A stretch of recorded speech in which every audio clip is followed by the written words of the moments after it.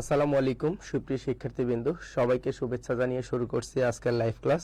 তোমরা জানো যে আমাদের পূর্বের ঘোষণা অনুযায়ী জাহাঙ্গীরনগর বিশ্ববিদ্যালয়ের ডি ইউনিটের বেসিক বিষয় নিয়ে আমাদের আলোচনা করার কথা ছিল। ওকে, আই রিপিট ইট, যে আমরা বেসিক্যালি জাহাঙ্গীরনগর ডি ইউনিটের পুঙ্খানুপুঙ্খ বিষয় নিয়ে আলোচনা করব এবং সেই সাথে আমাদের জাহাঙ্গীরনগর বিশ্ববিদ্যালয়ে যা কিছু ব্যতিক্রম, সেই ব্যতিক্রমী বিষয়গুলো নিয়ে কিন্তু আলোচনা করব। আই রিপিট ইট, যে আমাদের জাহাঙ্গীরনগর বিশ্ববিদ্যালয়ের জন্য যা কিছু ব্যতিক্রম, ঠিক সেই বিষয়গুলো নিয়ে আমরা আজকে আলোচনা করব।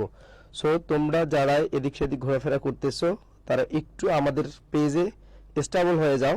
আমি আশা করি যে আমরা জাহাঙ্গীরনগর বিশ্ববিদ্যালয়ের ডি ইউনিটের জন্য যতটুকু পড়ার দরকার ঠিক ততটুকুই দিব। এবং আরেকটা কথাবার্তা বলি যে জাহাঙ্গীরনগর বিশ্ববিদ্যালয়ে যা কিছু ব্যতিক্রম ধর্মী সেই টপিকসগুলো থেকে কিন্তু ভর্তি পরীক্ষায় প্রশ্ন আসে, কারণ এখানে একটা সিটের বিপক্ষে 277 জনেরও অধিক শিক্ষার্থী পরীক্ষা দেয়। সো দ্যাটস ওয়াই এখানে আমাদের কি করতে হবে ভাইয়া, যে এই বিষয়গুলো খুব ভালোভাবে আমাদের জানতে হবে। সো আমরা আজকে যে জাহাঙ্গীরনগর বিশ্ববিদ্যালয়ের ডি ইউনিটের জন্য তিনটা অধ্যায় নিয়ে কথাবার্তা বলবো, কিন্তু তিনটা অধ্যায়েরই ব্যতিক্রম ধর্মী কোনো কিছু নিয়ে আলোচনা করবো। আই রিপিট ইট, যে জাহাঙ্গীরনগরে আসে, অন্যান্য বিশ্ববিদ্যালয়ে ভর্তি পরীক্ষায় আসে না, কিন্তু জাহাঙ্গীরনগরে আসে, ঠিক তেমন টপিকসগুলো নিয়ে আমরা আলোচনা করব। তো দেখি যে আমাদের সাথে কারা কারা যুক্ত হয়ে গেলাম। আচ্ছা, ওকে। সো তোমরা একটু আজকের ক্লাসটা একটু তোমরা শেয়ার দাও, তোমাদের বন্ধুদের মেনশন করো, এবং আমি বলি যে আজকের ক্লাসের রেসপন্স রেট যদি তোমাদের ভালো হয় তাহলে আমরা ইনশাল্লাহ প্রত্যেক দিন আমরা এই ক্লাসগুলো নেব। হ্যাঁ, আপ টু জাহাঙ্গীরনগর ইউনিভার্সিটির এডমিশন পর্যন্ত তোমাদের যতটুকু দরকার আমরা ঠিক ততটুকু আয়োজন করে ইনশাল্লাহ ক্লাস নেব। তো দেখো, আমরা প্রথম যে অধ্যায়টা পড়ব, প্রাণীর বিভিন্নতা, শ্রেণীবিন্যাস, রক্ত সঞ্চালন, শ্বসন ও শ্বাসক্রিয়া, এই তিনটা অধ্যায় নিয়ে আমরা যখন আলোচনা করব তখন অবশ্যই একটা কথা মনে রাখতে হবে যে প্রাণীর বিভিন্নতা এবং শ্রেণীবিন্যাসে আমাদেরকে একটু সময় দিতে হবে। আই রিপিট ইট, কি বললাম, যে প্রাণীর বিভিন্নতা শ্রেণীবিন্যাসে আমাদের একটু কি করতে হবে, সময় দিতে হবে। ভাইয়া সি ইউনিটের ভিডিও দিবে? আচ্ছা, ওকে, হ্যাঁ, ওকে। কে কোন জায়গা থেকে দেখতেছো শুধু এই বিষয়টা একটু তোমরা কমেন্ট সেকশনে কমেন্ট করে জানাও। ওকে, সো প্রাণীর বিভিন্নতা শ্রেণীবিন্যাস থেকে আমরা যখন পড়ব অবশ্যই জাহাঙ্গীরনগর বিশ্ববিদ্যালয়ের কিছু স্পেসিফিক টপিকস নিয়ে আমাদের পড়াশোনা করতে হবে, যে টপিকসগুলো থেকে বারবার ভর্তি পরীক্ষায় প্রশ্ন আসে। ওকে, সো প্রথম কথা হচ্ছে, তোমরা দেখো আমাদের লার্ভা দশা ভর্তি পরীক্ষায়, রিসেন্ট ভর্তি পরীক্ষায় এমন কোনো ইউনিভার্সিটি নাই যে আমাদের এই লার্ভা দশা থেকে ভর্তি পরীক্ষায় প্রশ্ন আসে না। একটু আমি দেখে নিই যে আমাদের এই বিষয়গুলো আসলে স্মুথলি দেখা যাচ্ছে কিনা। যাচ্ছে, ক্যামেরা কোয়ালিটি যেহেতু ভালো, সো দ্যাটস ওয়াই আমাদের সমস্ত বিষয় ক্লিয়ার কাট দেখা যাচ্ছে। আই রিপিট ইট, লার্ভা দশা এটা শুধু জাহাঙ্গীরনগর বিশ্ববিদ্যালয়ের ডি ইউনিট না, জাহাঙ্গীরনগর বিশ্ববিদ্যালয়ের ডি ইউনিটের পাশাপাশি অন্যান্য সকল বিশ্ববিদ্যালয়ে লার্ভা দশা থেকে ভর্তি পরীক্ষায় প্রশ্ন আসে এবং আসবে। গুচ্ছতে আসবে, কৃষি গুচ্ছতে আসবে। জাহাঙ্গীরনগর বিশ্ববিদ্যালয়ের ডি ইউনিটের ভর্তি পরীক্ষায় এই লার্ভা দশা থেকে ভর্তি পরীক্ষায় প্রশ্ন আসবে। তাহলে চলো, যে সবগুলো লার্ভা দশা একসাথে তোমরা পড়ে ফেলছো, তাই না? সো আমরা একটু দ্রুত রিপিট করে ফেলবো। সো পরিফেরার ক্ষেত্রে পড়বা পরি আপা, পরি দিয়ে পরিফেরা, সরিয়া দিয়ে এমফিব্লাস্টুলা, প দিয়ে হচ্ছে প্যারেনকাইমুলা। নিডারিয়ার ক্ষেত্রে পড়বা নিডা পাই, পা দিয়ে প্লানুলা, রসই দিয়ে হচ্ছে ইফাইরা। ওকে, প্লাটি হেলমিনথিসের ক্ষেত্রে পড়বা প্লাটি সাড়ে, কি পড়বা?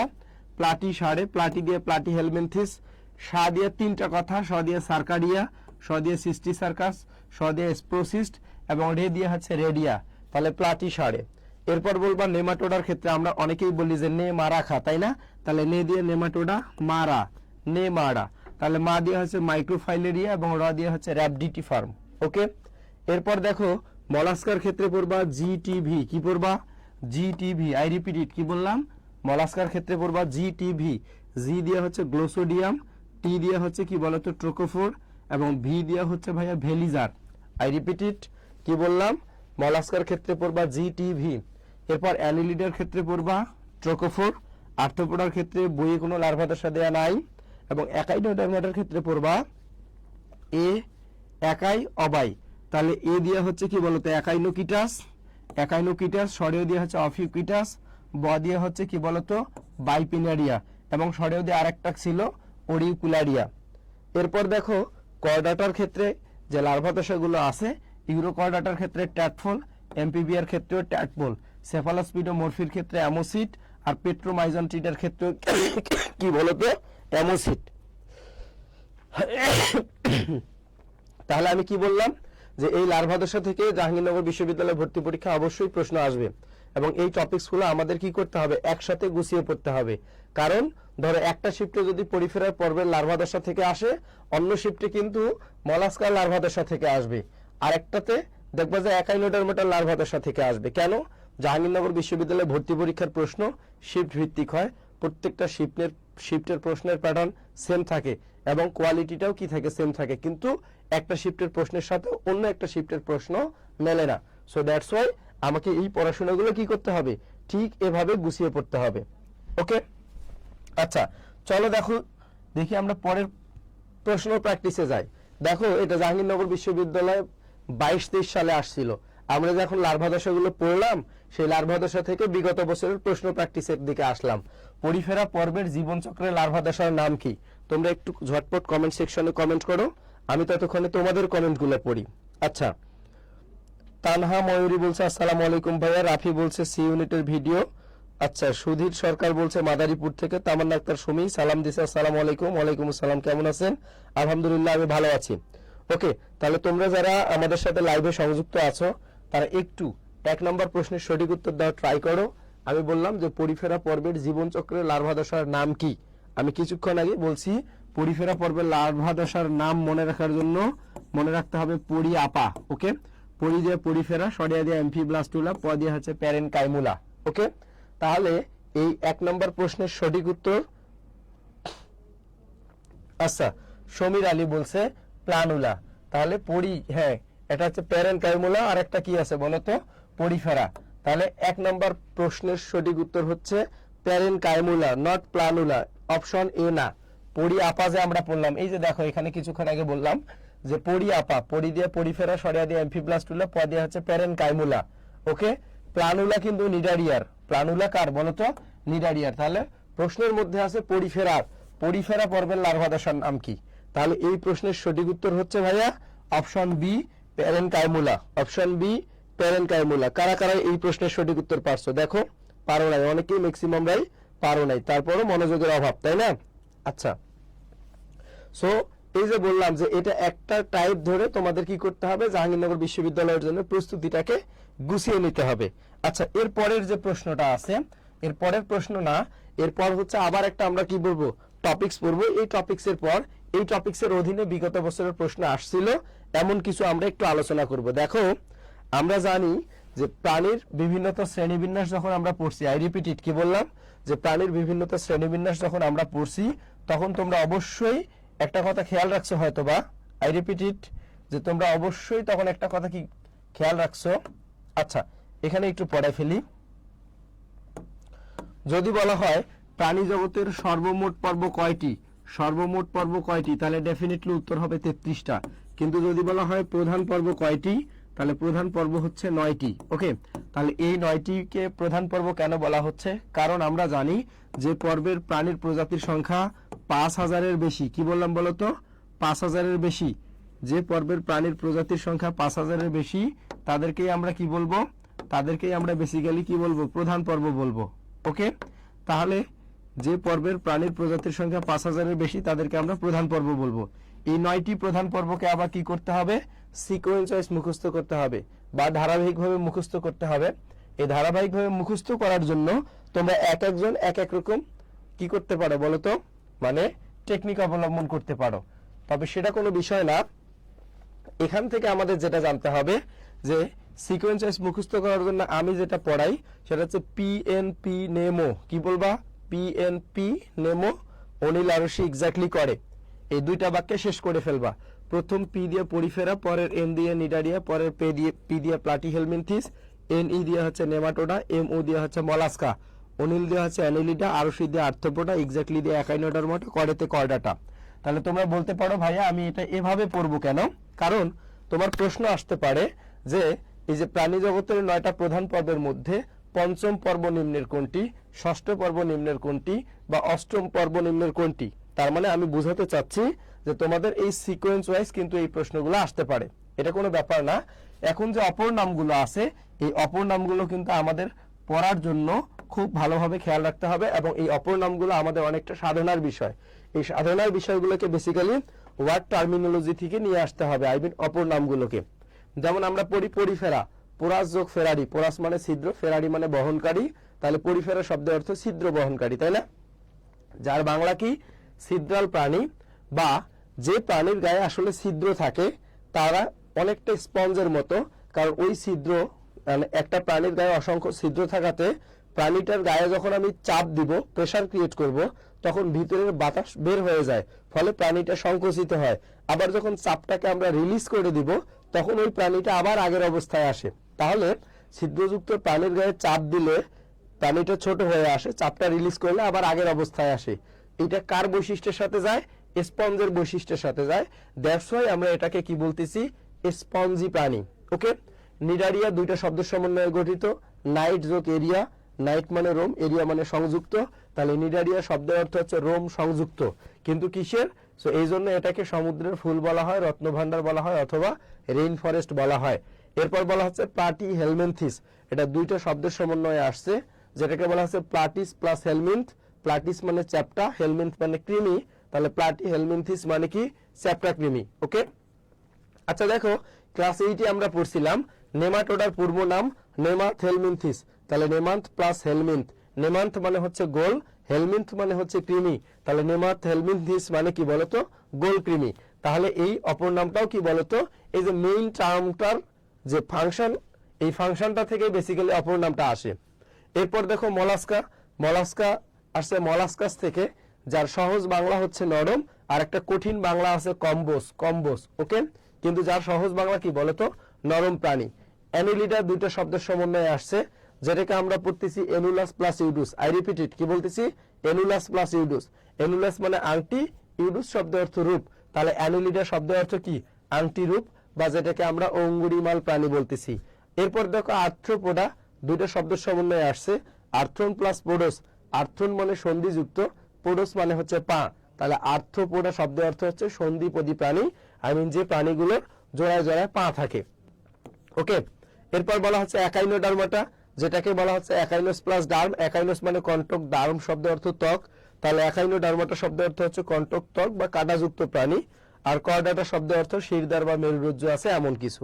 ওকে, তাহলে এই যে অপর নামগুলো, এগুলো যদি ভর্তি পরীক্ষায় আসে, তাহলে এগুলো তোমাদের সাধনার বিষয়, আই মিন তোমরা কে কেমন একাডেমিকে পড়ছো তার উপর ডিপেন্ড করে এই বিষয়গুলো আসবে। কিন্তু কোন পর্বের আবরণ কি, কোন পর্বের আবরণ কি, এই পড়াশোনাগুলোকে একসাথে গুছিয়ে পড়বা।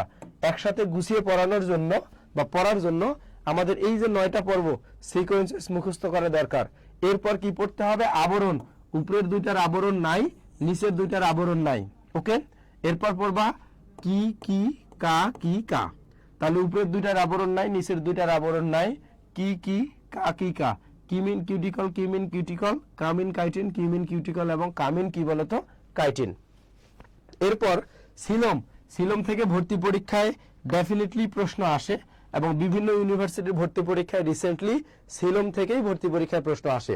তাহলে এই প্রথম তিনটা হচ্ছে এসিলোমেট, পরেরটা সিউডোসিলোমেট, বাদ বাকি সবগুলো ইউসিলোমেট। কি বললাম বলতো? যে সিলম থেকে যদি ভর্তি পরীক্ষায় প্রশ্ন আসে, প্রথম তিনটা হচ্ছে এসিলোমেট, পরেরটা সিউডোসিলোমেট, বাদ বাকি সব কি হবে? ইউসিলোমেট। এরপর দেখো প্রতিসাম্যতা থেকেও রিসেন্টলি ভর্তি পরীক্ষায় প্রশ্ন আসে। প্রথমটা অপ্রতিসম, বি কেয়ারফুল, অপ্রতিসম, পরেরটা হচ্ছে অরিয় প্রতিসম, স্বরের সাথে র আছে, অরিয় প্রতিসম, বাদ বাকি সবগুলাই কি? দ্বিপার্শ্বীয় প্রতিসম। আমি আবার বলতেছি, বাদ বাকি সবগুলোই দ্বিপার্শ্বীয় প্রতিসম, কিন্তু দুই জায়গায় দুইটা কন্ডিশন আছে। দুই জায়গায় দুইটা কন্ডিশন আছে বলতে বোঝাচ্ছে যে মলাস্কার ক্ষেত্রে বলা হচ্ছে গ্যাস্ট্রোপোড ব্যতীত, আর একাইনোডার্মাটার ক্ষেত্রে দেখবা এখানে লেখা আছে পথে পূর্ণাঙ্গ, পথে পঞ্চঅরিয়, আর লার্ভা দশা যেটা সেটা দ্বিপার্শ্বীয় প্রতিসম। কি বললাম? লার্ভা দশা যেটা সেটা হচ্ছে কি? দ্বিপার্শ্বীয় প্রতিসম। আচ্ছা, একটু কমেন্ট সেকশনে কমেন্ট করে বলো যে আসলে এই বিষয়গুলো তোমরা বুঝতে পারতেছো কি পারতেছো না। তাহলে প্রতিসাম্যতা থেকে যদি ভর্তি পরীক্ষায় প্রশ্ন আসে তাহলেও কিন্তু আমাদের পারতে হবে। এর পরের বিষয় হচ্ছে আবিষ্কারক, আই মিন কোন পর্ব কে আবিষ্কার করছে, এটা খুবই গুরুত্বপূর্ণ, এবং জাহাঙ্গীরনগর ডি ইউনিটে এই টপিক থেকে ভর্তি পরীক্ষায় প্রশ্ন আসবে বলে আমার কাছে 100% মনে হয়, কারণ এই ভর্তি পরীক্ষায় এই প্রশ্নগুলো আসবে, কারণ বিজ্ঞানী রিলেটেড প্রশ্ন জাহাঙ্গীরনগর বিশ্ববিদ্যালয়ে খুবই আসে। সো দ্যাটস ওয়াই আমাকে এই টপিকস রিলেটেড প্রশ্নগুলো কি করতে হবে, কভার করতে হবে। কভার করার জন্য আমি কিছুক্ষণ আগে বলছি অনিল আরশি এক্স্যাক্টলি করে, এই কথাটা মনে রাখলেই চলে, কারণ অ্যানোলিডের শেষে যে ল আছে এই এল দিয়ে বিজ্ঞানীটার নাম হচ্ছে ল্যামার্ক। কি বলতো? ল্যামার্ক। এই যে অনিল আরশি এক্স্যাক্টলি করে কথাটা মনে রাখলেই চারটা পর্বের চারটা বিজ্ঞানীর নাম মনে রাখা ইজি হয়, কারণ অনিলের শেষে ল আছে ল্যামার্ক, আরশি, আর দিয়ে আর্থ্রোপোডা, সি দিয়ে দেখো সেই বোল্ট। ওকে, এক্স্যাক্টলি ইক দিয়ে একাইনোডার্মাটা, জ্যাক দিয়ে হচ্ছে জ্যাকব ক্লেইন, কর ডাটা, সো কর ডাটার ক্ষেত্রে একটা গালি দিবা কর বেটা, কর বেটা। ওকে, কর দিয়ে হচ্ছে কর ডাটা, বেটা দিয়ে হচ্ছে ব্যাটাসন। ওকে, ব্যাটাসন। অপশনে যদি ব্যাটাসন না থাকে তাহলে থাকবে বেলফোর, তাহলে ব্যাটাসন কথাটা আছে আজমল স্যারের বইয়ে, আর আলিম স্যারের বইয়ের মধ্যে আছে বেলফোর। তাহলে ভর্তি পরীক্ষায় যে টপিকস থেকেই প্রশ্ন আসুক না কেন আমরা পারবো। বলো, কি বললাম? আমরা পারবো। আরেকটা কথাবার্তা বলি যে জাহাঙ্গীরনগর বিশ্ববিদ্যালয়ে কোন একটি স্টুডেন্ট, আসলে আমরা হই কি জাহাঙ্গীরনগর বিশ্ববিদ্যালয়ে যারা ভর্তি পরীক্ষা দেয় ম্যাক্সিমামরাই ট্যালেন্টেড স্টুডেন্ট, কিন্তু তার মধ্যে যারা সুপার ট্যালেন্টেড তারাই কিন্তু জাহাঙ্গীরনগর ডি ইউনিটে চান্স পায়। ওকে, এখন যারা মেডিকেল কোচিং করছে, যাদের মেডিকেল কোচিং করছে এবং যাদের স্কোর 60 এর বেশি, তারা কিন্তু ধরেই নেয় যে তার জাহাঙ্গীরনগরে চান্স হবে। বিষয়টা তেমন নয়। জাহাঙ্গীরনগর বিশ্ববিদ্যালয়ের প্রশ্নের প্যাটার্ন, পরীক্ষার হলে কতটুকু মাথা ঠান্ডা রেখে পরীক্ষা দিতে পারতেছো, এই বিষয়গুলোর উপর ডিপেন্ড করবে তোমার চান্স পাওয়া না পাওয়া।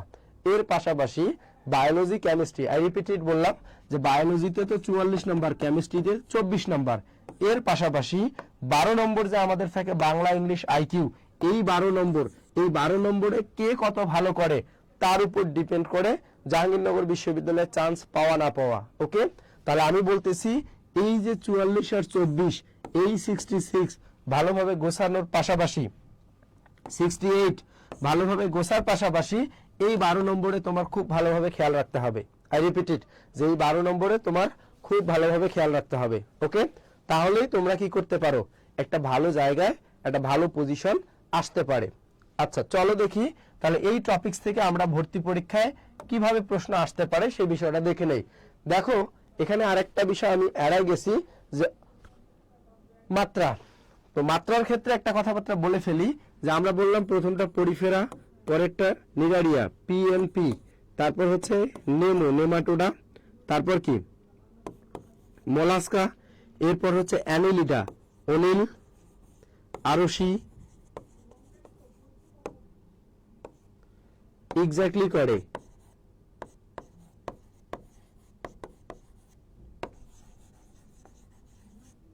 ওকে, এই যে আমরা বললাম পিএনপি, নেমো, অনিল আরশি এক্স্যাক্টলি করে।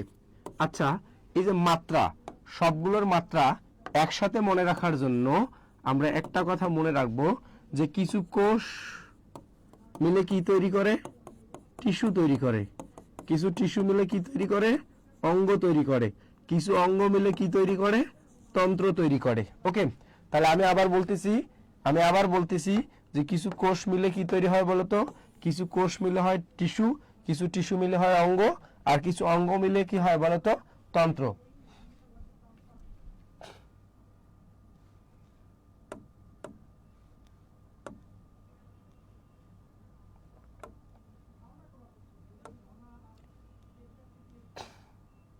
আচ্ছা, এটা তো সলভ করে ফেলছি তাই না?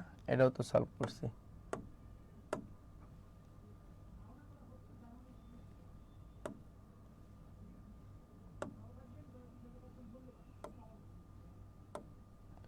আচ্ছা, ওকে, তাহলে আমরা যে এই যে কথাটা বললাম, তাহলে মাত্রা, এই মাত্রাটার বিষয়টা আমি একটু তোমাদের বলে ফেলি। আচ্ছা, মাত্রার বিষয়টা তোমাদের একটু বলে ফেলি। সো এই বিষয়টা খুব ভালোভাবে মনে রাখবা যে কিছু কোষ,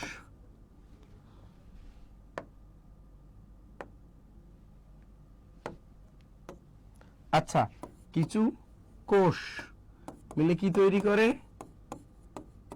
টিস্যু, কিছু টিস্যু মিলে কি তৈরি করে, অঙ্গ, কিছু অঙ্গ মিলে কি তৈরি করে, তন্ত্র। এখন আমাকে মনে রাখতে হবে যে টিস্যুর উপরে কি লিখছিলাম আমি, কোষ। ওকে, অঙ্গের উপরে কি লিখছিলাম, টিস্যু। এরপর দেখো তন্ত্রের উপরে কি লিখছিলাম, অঙ্গ। ওকে, তাহলে এরপর আমাকে যে বিষয়টা খুব ভালোভাবে খেয়াল রাখতে হবে যে আমার যেটা পরিফেরা সেটা হচ্ছে কোষীয় মাত্রা, যেটা নিডারিয়া সেটা হচ্ছে কোষ টিস্যু মাত্রার। এরপর যেটা হচ্ছে কি বলতো প্লাটিহেলমিনথিস, সেটা হচ্ছে টিস্যু অঙ্গ মাত্রার। আর যেটা হচ্ছে নেমাটোডা, সেটা হচ্ছে অঙ্গতন্ত্র মাত্রার। এরপর বাদবাকি যতগুলো আছে সবগুলোই হচ্ছে অঙ্গতন্ত্র মাত্রা, অঙ্গতন্ত্র মাত্রা, অঙ্গতন্ত্র মাত্রা। আমি আশা করি যে এই বিষয়টা তোমরা বুঝতে পাইছো। আমি কি বললাম বলতো, আমি আশা করি যে এই বিষয়গুলো তোমরা বুঝতে পাইছো। আচ্ছা আচ্ছা, তাহলে চলো আমরা এখন প্রশ্নটা সলভ করে ফেলি। বলা হচ্ছে কোন পর্বের প্রাণীরা এসিলোমেট। সো আমরা যখন এর আগে শখটা পড়ছি, তোমাদের অবশ্যই এই বিষয়টা মনে থাকার কথা যে আমরা পড়ছিলাম পিএনপি নেমো অনিলারসি এক্স্যাক্টলি করে। প্রথম তিনটা ছিল এসিলোমেট, পরেরটা ছিল সিউডোসিলোমেট, আর বাদ বাকি সব কি ছিল ইউসিলোমেট। যেহেতু বলছে কোন পর্বের প্রাণীরা এসিলোমেট, তাহলে প্রথম তিনটা পর্ব পরিফেরা, নিডারিয়া এবং কি প্লাটিহেলমিনথিস, এই তিনটা পর্ব ছিল কি এসিলোমেট। তাহলে ডেফিনেটলি এই প্রশ্নটার সঠিক উত্তর হবে কি ভাইয়া, পরিফেরা। তাহলে এটাও জাহাঙ্গীরনগর বিশ্ববিদ্যালয়ে 20-21 সেশনে আসছিল। আচ্ছা, এরপরে যে বিষয়টা আছে দেখো, এই বিষয়টা ওয়ার্ড টার্মিনোলজি থেকে জাহাঙ্গীরনগর বিশ্ববিদ্যালয়ে ভর্তি পরীক্ষায় এবছর প্রশ্ন আসবে। আই রিপিট ইট, কি বললাম বলতো, ওয়ার্ড টার্মিনোলজি থেকে জাহাঙ্গীরনগর বিশ্ববিদ্যালয়ে ভর্তি পরীক্ষার প্রশ্ন অবশ্যই আসবে। ওকে, সো চলো আমরা ওয়ার্ড টার্মিনোলজিটাকে খুব ভালোভাবে আয়ত্ত করি। আমি আবার বলতেছি যে জাহাঙ্গীরনগর বিশ্ববিদ্যালয়ের ভর্তি পরীক্ষায় ওয়ার্ড টার্মিনোলজি থেকে ভর্তি পরীক্ষায় প্রশ্ন আসবেই, এটা নিয়ে কোনো সন্দেহ নাই। কি বললাম বলতো, এটা নিয়ে কোনো সন্দেহ নাই।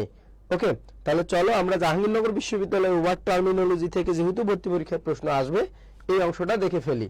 তাহলে দেখো, পড়ার সুবিধার জন্য আমাকে অবশ্যই কি করতে হবে, Porifera, Cnidaria, Platyhelminthes, Nematoda, Mollusca, Annelida, Arthropoda, Echinodermata এবং কর্ডাটা, এটা তো আমরা সিকোয়েন্স ওয়াইজ মুখস্থ রাখছি।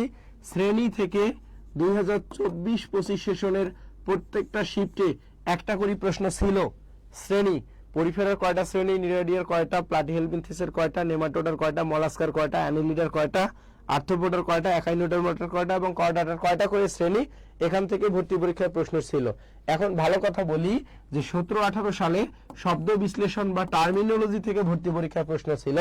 যেমন আমার প্রশ্নে ছিল নিডারিয়া নাইটজোক এরিয়া, এখানে এরিয়া শব্দের অর্থ কি, তাহলে এটা একটা ওয়ার্ড টার্মিনোলজি।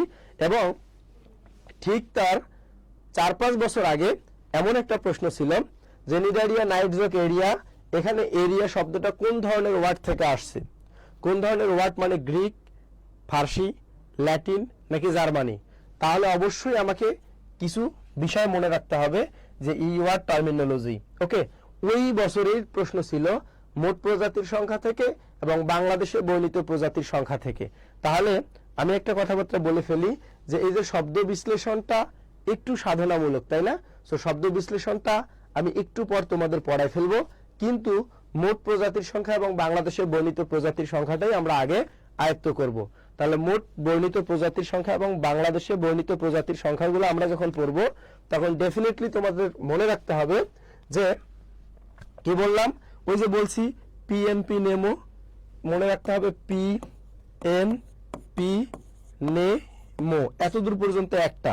এরপর অনিল আরশি এক্স্যাক্টলি করে, তাই না? তাহলে পিএনপি নেমো অনিল আরশি এক্স্যাক্টলি করে, এই শখ থেকে অন্যান্য বিশ্ববিদ্যালয়ে ভর্তি পরীক্ষা যদি প্রশ্ন আসে, একটা প্রশ্ন আসে যে প্রাণী জগতের বৃহত্তম পর্ব কোনটি, বৃহত্তম পর্ব কোনটি। তাহলে যদি আসে বৃহত্তম পর্ব, তাহলে উত্তর হবে আর্থ্রোপোডা 12,57,000। বলো কত হবে? 12,57,000। এরপর যদি বলে দ্বিতীয় বৃহত্তম পর্ব কোনটি, দ্বিতীয় বৃহত্তম পর্ব কোনটি, তাহলে এটার উত্তর হবে মলাস্কা, যেটা কত ভাইয়া 84,000। যেটা কত ভাইয়া 84,000। কিন্তু জাহাঙ্গীরনগরে এই দুইটার বাইরে ভর্তি পরীক্ষায় প্রশ্ন আসে। প্রশ্ন আসবে যে বাংলাদেশে বর্ণিত প্রজাতির সংখ্যা, এই সব থেকেও আসতে পারে, অথবা পুরা পৃথিবী জুড়ে বর্ণিত প্রজাতির সংখ্যা, এই সব থেকেও কিন্তু ভর্তি পরীক্ষায় প্রশ্ন আসতে পারে। তাহলে চলো আমরা এই বিষয়গুলো কিভাবে আয়ত্ত করা যায় সেটা একটু দেখে আসি। তাহলে আমরা তো এই সিকোয়েন্সটা মুখস্থ করে ফেলছি, তাই না? পিএনপি নেমো অনিল আরশি এক্স্যাক্টলি করে। এরপর দেখো মোট প্রজাতির সংখ্যাটা যেভাবে পড়বা 8, 10, 29, 25, 84। কি পড়বা? 8, 10, 29, 25, 84, পাঁচটা একসাথে পড়বা। এই যে মলাস্কা পর্যন্ত একসাথে পড়বা। কি পড়বা? 8, 10, 29, 25, 84। বারবার বলো 8 10 29 25 84। তাহলে প্রথমটা 8000 10000 29000 25000 তারপর কি 84000। ওকে, এরপর দেখো এরপর বাকি চারটা অ্যানোলিডা, আর্থ্রোপোডা, একাইনোডার্মাটা, কর্ডাটা। তো আমরা তো পড়ছি আর্থ্রোপোডা যেটা, আই রিপিট ইট, কি বললাম, আমরা তো পড়ছি আর্থ্রোপোডা যেটা সেটা বৃহত্তম পর্ব। বৃহত্তম পর্ব হইলে কতগুলো বলতো? 12,57,000। তাহলে এই 12টাকে যদি আমি বাদ দেই তাহলে বাকি চারটা কথা একসাথে পড়বা, 17 57 7 68। কি পড়বা বলো? 17 57 7 68। তাহলে প্রথম পাঁচটা ছিল 8 10 29 25 84, তারপর 17 57 7 68। ওকে, এই যে দেখো এই সংখ্যাগুলো পড়বা, এই সংখ্যাগুলো শুধু রাউন্ড ফিগারে পড়বা, এর ভিতরে কি আছে এটা পড়ার দরকার নাই। কারণ আমাদের জাবি ডি ইউনিটের ভর্তি পরীক্ষায় এই জায়গা থেকে যদি প্রশ্ন দেয় তাহলে তোমার অপশনের মধ্যে দিবে 8659, 10203, 29487, এগুলোই দিবে মানে অপশনে। কখনোই তোমার 8659, 8700 সামথিং, 8800 সামথিং বা 8300 সামথিং মানে 8000-এর ঘরে সমস্ত অপশন দিবে না। আই মিন 8000-এর ঘরে চারটা অপশন কিন্তু দিবে না। তার মানে এখান থেকেই তোমার অপশনগুলো তুলে দিবে। ওকে, তাহলে যদি বলা হয় যে পুরা পৃথিবী জুড়ে বর্ণিত প্রজাতির সংখ্যা কত, এই 9টা পর্বের, তাহলে তোমাকে মুখস্থ করতে হবে। আমি জানি যে তোমরা ম্যাক্সিমাম শিক্ষার্থীরা এটা কিন্তু মুখস্থ করো নাই, আই রিপিট ইট। তাহলে তোমরা যারা এতদিন পড়ো নাই তারা একটু কষ্ট করে পড়ে নাও। তাহলে প্রথম পাঁচটা ছিল 8 10 29 25 84, তারপর ছিল 17 57 7 68, কিন্তু যেটা 57,000 সেটা ছিল 12,57,000। ওকে, তাহলে জাহাঙ্গীরনগরের যে কোনো জায়গা থেকে ভর্তি পরীক্ষায় প্রশ্ন আসতে পারে। কিন্তু অন্যান্য বিশ্ববিদ্যালয় দুইটা জায়গা থেকে প্রশ্ন আসে যে প্রাণী জগতের বৃহত্তম পর্ব কোনটা, আর আসে প্রাণী জগতের দ্বিতীয় বৃহত্তম পর্ব কোনটা। তাহলে এই দুইটা হচ্ছে যে কোনো বিশ্ববিদ্যালয়ের জন্য, এছাড়া বাকিগুলো কি জাহাঙ্গীরনগর বিশ্ববিদ্যালয়ের জন্য। এরপর দেখো বাংলাদেশে বর্ণিত প্রজাতির সংখ্যা যদি কখনো থাকে তাহলে আবার ওই পাঁচটা একসাথে পড়বা। কিন্তু এখানে একটা মজার বিষয় হচ্ছে যে ছোট সংখ্যা থেকে ধীরে ধীরে বড় সংখ্যার দিকে যাচ্ছি। তার মানে 29, 102, 125, 100 কত বলতো? 78, আর 400 হচ্ছে 77। খুবই সহজ, 29, 102, 125, 178, 477। ওকে, তাহলে এতদূর পর্যন্ত আমার পাঁচটা কিন্তু কাভার। এরপর দেখো যেটা অ্যানোলিডা, সরেয়া দিয়া বানান, এই সরেয়া দিয়া হচ্ছে 98। কত বলতো? 98। ওকে, এরপর দেখো বলা হচ্ছে আর্থ্রোপোডা। আর্থ্রোপোডা এখানে 12 লক্ষ পড়ছিলাম না, তাহলে 12 দুগুণে 2400 বাংলাদেশে পাওয়া যায়। ওকে, 49 যেটা সেটা হচ্ছে একাইনোডার্মাটা। সেটা কি? একাইনোডার্মাটা। আমার এটা কথা মনে থাকে, আমি একাই 49, মানুষ সবাই বলে আমি একাই 100, কিন্তু আমার পড়ার সুবিধার জন্য আমি মনে রাখি একাই 49, মানে যেটা একাইনোডার্মাটা সেটা বাংলাদেশে 49টা পাওয়া যায়। ওকে, এরপর দেখো যেটা কর্ডাটা সেটা হচ্ছে 1611 প্রজাতির প্রাণী বাংলাদেশে পাওয়া যায়। এরপর দেখো এই যে কর্ডাটা পর্ব, যে এই যে 68,000, এই কথাটা কিন্তু আমাদের 1971 সালে একজন মহান ব্যক্তি বলছিল আমার 68,000 গ্রাম বাংলায়। তাহলে 68,000 গ্রাম বাংলায় কি থাকে? গরু, ছাগল, হাঁস, মুরগি, তারা সবাই কি বলতো? কর্ডাটা পর্বের প্রাণী। সো দ্যাটস ওয়াই আমার এটাও কি খুব ইজি মনে থাকে। তোমরা যারা এই ক্লাস থেকে যদি 5টা 6টা 7টা শিক্ষার্থী উপকৃত হয় তাহলে আমি নিজেকে ধন্য বলে মনে করব। ওকে, আরেকটা কথাবার্তা বলতেছি, এই জায়গাগুলো থেকে ভর্তি পরীক্ষায় প্রশ্ন আসলে ম্যাক্সিমাম শিক্ষার্থী পারবে না। আমি মানে ড্যাম শিওর হয়ে বলছি যে ম্যাক্সিমাম শিক্ষার্থী পারবে না। এখন তোমাদের যে বিষয়টা পড়াবো এটা তো আরো অনেকেই জানে না, আচ্ছা, এখন আমরা ওয়ার্ড টার্মিনোলজি বা শব্দ বিশ্লেষণ পড়বো। এই ওয়ার্ড টার্মিনোলজি বা শব্দ বিশ্লেষণ থেকে যদি জাহাঙ্গীরনগর বিশ্ববিদ্যালয়ের ভর্তি পরীক্ষায় প্রশ্ন আসে তাহলে 10,000 শিক্ষার্থীর মধ্যে 2 থেকে 1 জন শিক্ষার্থী ওভার কনফিডেন্সে উত্তর করতে পারে, বাকিগুলা নাও করতে পারে। ওকে, তাহলে চলো আমরা এখন সেই বিষয়টাই পড়বো, সেই সাথে শ্রেণীটাও পড়াবো এবং শব্দ বিশ্লেষণগুলোও পড়াবো। আচ্ছা দেখো এই বিষয়গুলো আমি তোমাদের দেখাই। পরিফেরা, পোরাস ল্যাটিন শব্দ, পোর মানে ছিদ্র, ফের মানে হচ্ছে টু বেয়ার বা বহনকারী, তাহলে পরিফেরা ল্যাটিন শব্দ থেকে আসছে, তাই না? এরপর নিডারিয়া, নাইটজোক এরিয়া, নাইট গ্রিক ওয়ার্ড কিন্তু এরিয়াটা আবার ল্যাটিন শব্দ, তাহলে এটা গ্রিক প্লাস কি ল্যাটিন থেকে আসছে। এরপর দেখো প্লাটিহেলমিনথিস, প্লাটিস এটা গ্রিক ওয়ার্ড থেকে আসছে, হেলমিন যেটা সেটাও গ্রিক, তাহলে এটা গ্রিক ওয়ার্ড থেকে আসছে। ওকে, নেমাটোডা যেটা সেটা হচ্ছে নেমাটোস মানে থ্রেড, ইউডুস মানে ফর্ম, হেলমিন্থ মানে কৃমি, তাহলে এটাও গ্রিক ওয়ার্ড থেকে আসছে, তাই না? এরপর দেখো মলাস্কা যেটা মলাস্কাস থেকে আসছে, যেটা ল্যাটিন শব্দ থেকে আসছে। ওকে, এরপর দেখো অ্যানিলিডা যেটা এনুলাস প্লাস ইউডুস, এনুলাস হচ্ছে এনুলাস মানে হচ্ছে ল্যাটিন লিটল রিং এবং আইডিয়া মানে ফর্ম বা আকৃতি, তাহলে লিটল রিং আকৃতির, যেটা আমাদের ল্যাটিন ওয়ার্ড থেকে আসছে। এরপর আর্থ্রোপোডা দেখো আর্থ্রন প্লাস পোডোস, আর্থ্রন গ্রিক ওয়ার্ড, পোডোসটা হচ্ছে গ্রিক ওয়ার্ড, তার মানে সেটাও কি গ্রিক ওয়ার্ড থেকে আসছে। একাইনোডার্মাটা একাইনোস প্লাস ডার্ম, একাইনোস হচ্ছে ল্যাটিন ওয়ার্ড কিন্তু ডার্মা আবার কি গ্রিক, তাহলে এটা হচ্ছে ল্যাটিন প্লাস কি বলতো গ্রিক। এরপর দেখো কর্ডাটা যেটা আই রিপিট ইট, কর্ডাটা যেটা সেটা হচ্ছে ল্যাটিন ওয়ার্ড থেকে আসছে, কর্ডা ল্যাটিন, কর্ড মানে রজ্জু, এটা শব্দের অর্থ কি টু বিয়ার বা বহন করা, কিন্তু এটাও আবার গ্রিক, তাহলে এটাও ল্যাটিন প্লাস কি আসছে বলতো গ্রিক থেকে আসছে। তাহলে দেখো Latin Greek plus Latin, Greek Greek, Latin Latin, Greek, তারপর ল্যাটিন প্লাস গ্রিক, তারপর কি ল্যাটিন প্লাস গ্রিক। তাহলে এভাবে যদি তোমরা পড়ো তাহলে কিন্তু তোমাদের মনে থাকবে না। তাহলে এই পড়াটাকেই আমরা কি আবার কি করব বলতো, এই পড়াটাকেই আবার আমরা সুন্দরভাবে গুছিয়ে ফেলবো। ওকে, তাহলে সেই কথাটাই আমি এখানে বলি, মনে রাখবা যে 156 ওকে আর 347, কি বললাম 156 আর 347, কথাটার অর্থ হচ্ছে একের পাশে যোগ করলে হয় 6, 347 3 4 যোগ করলে হয় 7। ওকে, তাহলে 156 আর 347 খুব ভালোভাবে মনে রাখবা যে 347 গ্রিক ওয়ার্ড থেকে আসছে, 156 ল্যাটিন ওয়ার্ড থেকে আসছে।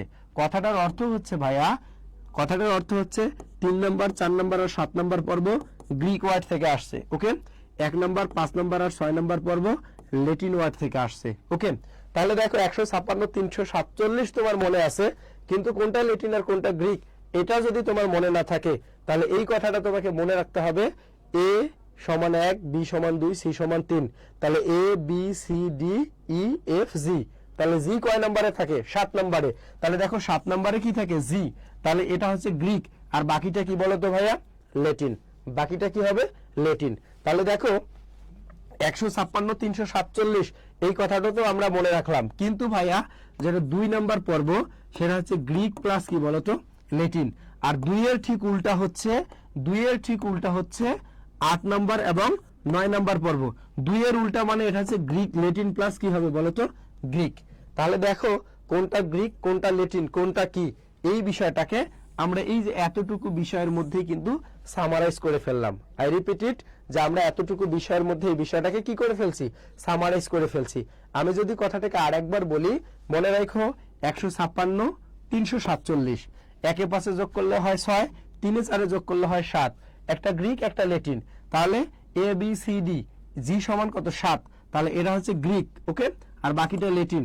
আর 2 নম্বর পর্ব যেটা এটা কি বলতো গ্রিক প্লাস ল্যাটিন, আর 2 এর ঠিক উল্টা হচ্ছে 8 এবং 9 নম্বর পর্ব ল্যাটিন প্লাস গ্রিক। বলো এতটুকু কথাবার্তা তোমাদের মনে থাকবে কিনা? যদি এতটুকু কথাবার্তা মনে থাকে তাহলে তারপর আমরা যেটা পড়বো সেটা হচ্ছে আবার ভাগগুলো পড়বো, এই যে দেখো এটা গত বছর এই টপিকস থেকে ভর্তি পরীক্ষায় প্রশ্ন এসেছিল, তাহলে আবারও কিন্তু এই টপিকস থেকে ভর্তি পরীক্ষায় প্রশ্ন আসতে পারে।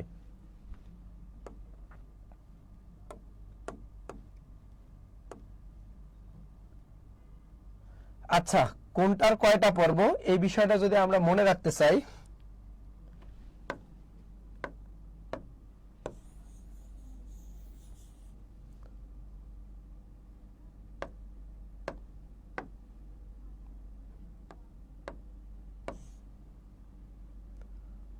আচ্ছা কোনটার কয়টা পর্ব এই বিষয়টাকে যদি আমরা মনে রাখতে চাই, তাহলে এই বিষয়টা যেভাবে আমরা মনে রাখবো, আমরা তো পড়ছি পরিফেরা, লিডারিয়া, প্লাটিহেলমিনথিস, নেমাটোডা, মলাস্কা, তাহলে উপর দিক থেকে নিচ পর্যন্ত পড়বা পিএনপি নেমো, এরপর পড়বা Anil A double N E L Anil, আরশি এ আরও এই সেই সেই আরশি এক্স্যাক্টলি করে E X J A C T L Y exactly, তারপর কি পড়বো করে। ওকে, এই যে দেখো অনিল আরশি এক্স্যাক্টলি করে এই কথাটা এভাবে আমরা পড়বো।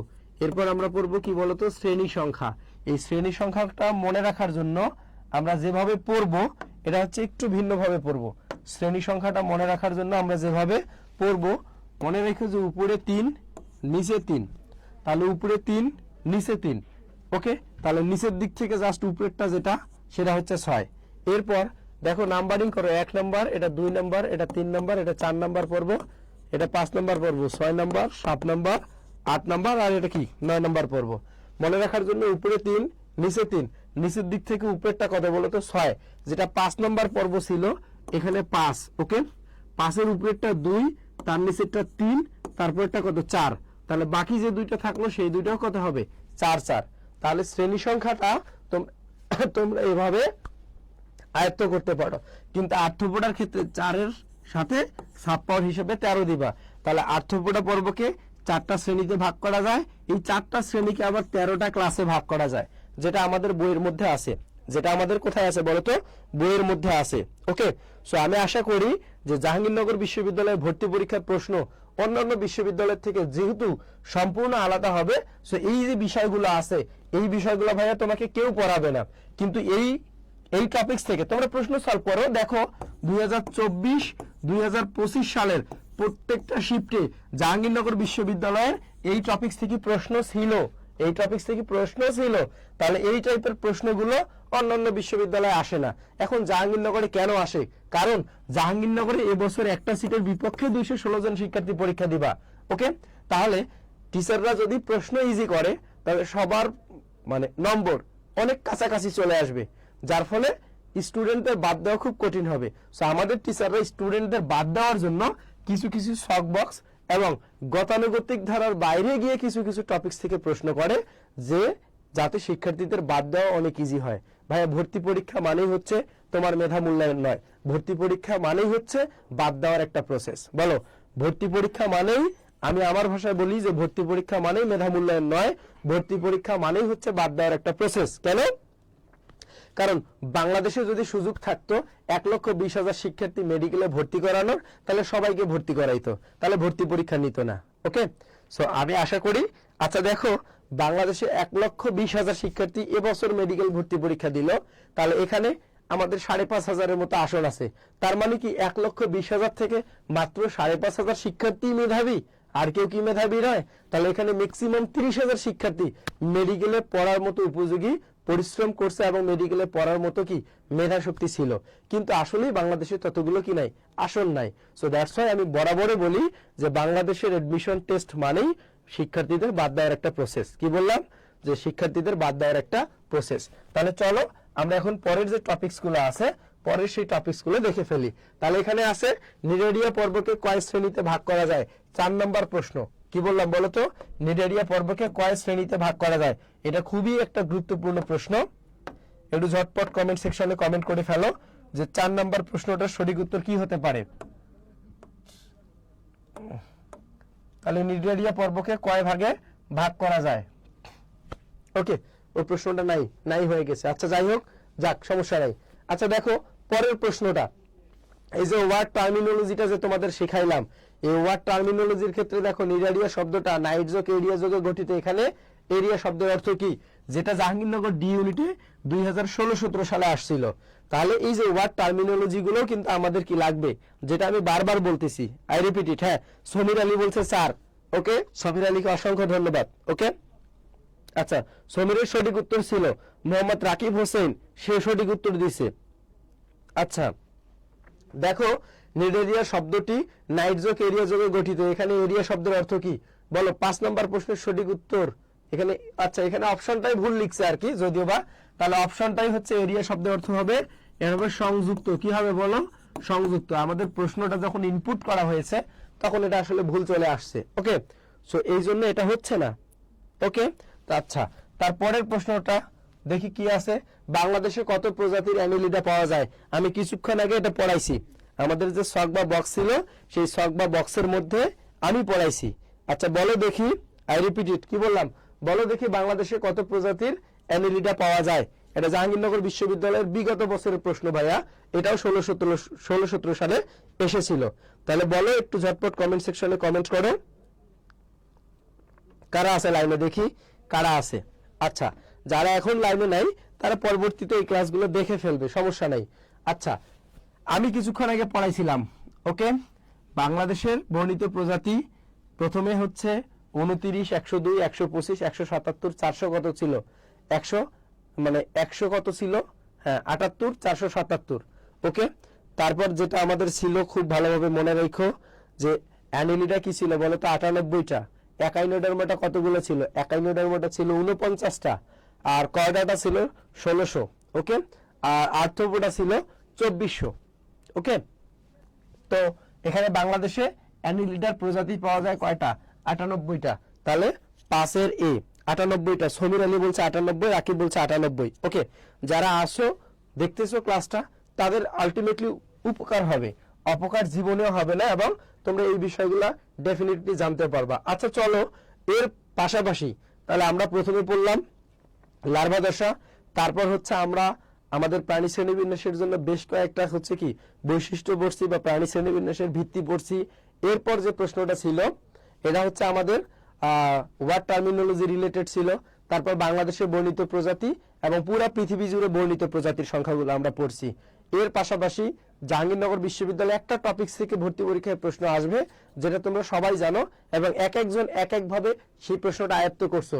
আমরা যে 9টা শ্রেণীবিন্যাস পড়লাম, আই মিন আমরা যে 9টা প্রধান পর্ব বলছি, এই 9টা সরি, আচ্ছা আমরা যে 9টি প্রধান পর্ব বলছি, 9টি প্রধান পর্বের শনাক্তকারী বৈশিষ্ট্য, প্রধান পর্বের শনাক্তকারী বৈশিষ্ট্য আসবে। কি বললাম বলতো, এই 9টা প্রধান পর্বের শনাক্তকারী বৈশিষ্ট্য, এই টপিকস থেকে ভর্তি পরীক্ষায় অবশ্যই প্রশ্ন আসবে। যদি এই টপিকস থেকে একটা প্রশ্ন না আসে তাহলে সেই ভর্তি পরীক্ষা বাতিল বলে গণ্য হবে। তাহলে আমি আবার বলতেছি যে আমাদের যে 9টা প্রধান পর্ব ছিল, এই 9টা প্রধান পর্বের শনাক্তকারী বৈশিষ্ট্য থেকে অবশ্যই ভর্তি পরীক্ষায় প্রশ্ন আসবে। যদি না আসে তাহলে সেই ভর্তি পরীক্ষা বাতিল বলে গণ্য হবে। ঠিক আছে, আচ্ছা ওকে। এরপর আমাদের যে বিষয়টা জানতে হবে সেটা হচ্ছে এই যে বিভিন্ন গুরুত্বপূর্ণ বৈজ্ঞানিক নামগুলো আছে, এই গুরুত্বপূর্ণ বৈজ্ঞানিক নামগুলো আমাদের জানতে হবে। এখন তোমরাই কমেন্ট সেকশনে কমেন্ট করে বলো যে এই গুরুত্বপূর্ণ বৈজ্ঞানিক নামগুলো কে কে পারো আর কে কে পারো না। যারা পারো না, আই রিপিট ইট, যারা পারো না তাদেরকে অবশ্যই কি করতে হবে, এই গুরুত্বপূর্ণ বৈজ্ঞানিক নামগুলো কিন্তু জানতে হবে এবং পারতে হবে। কি বললাম বলো তো, যারা পারো না তাদের অবশ্যই এই গুরুত্বপূর্ণ বৈজ্ঞানিক নামগুলো জানতে হবে এবং কি করতে হবে, পারতে হবে।